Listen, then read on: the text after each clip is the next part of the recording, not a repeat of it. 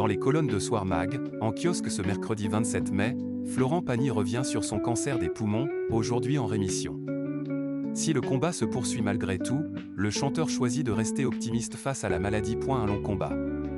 À l'approche de la fin de sa dernière saison de The Voice et de ses 5 dates au Forest National, les 9, 10, 12 et 13 juin prochains, puis en novembre, Florent Pagny a accordé un long entretien à Soir Mag, en kiosque ce mercredi 27 mai. L'occasion pour le chanteur de revenir sur son cancer des poumons, révélé en janvier 2022, aujourd'hui en rémission. S'il assure aller bien, l'artiste reconnaît toutefois ne pas être sorti du tunnel. On n'en sort jamais vraiment. On peut se dire qu'on est tranquille pendant un moment, mais on sait qu'à chaque contrôle, ça peut changer, confie-t-il. Avant de poursuivre, la semaine prochaine, je retourne faire mes contrôles, IRM, scanner. On sait que de toute façon, on a trop d'exemples de gens qui vont très bien pendant des années, puis un jour on leur dit « Ah, il y a un souci, c'est revenu ». On sait que ça peut nous arriver.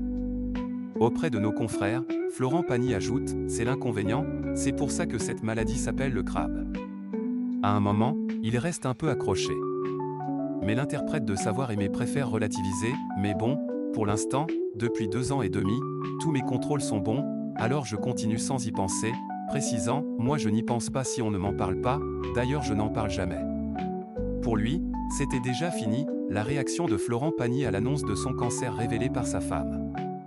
Alors que Florent Pagny confiait au magazine Gala en février dernier que son cancer peut réapparaître à tout moment et ce n'est jamais terminé, son épouse, Azucena Kamano, est revenue sur la réaction du chanteur à l'annonce de sa maladie, dans le livre d'Ariane et Béatrice Massenet intitulé Mère et fille, édition La Martinière, paru en avril.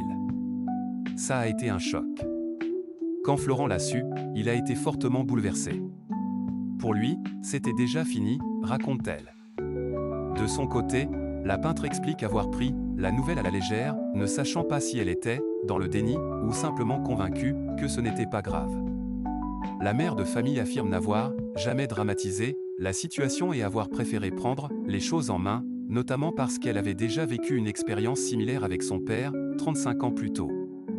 Après la découverte d'une tumeur, il avait dû être opéré du poumon, et finalement, c'était un kyste de rien du tout. Mon père disait « Je vais mourir demain », alors que c'était un kyste bénin, et il est encore là. Il avait 50 ans, il a arrêté de fumer immédiatement, se souvient-elle.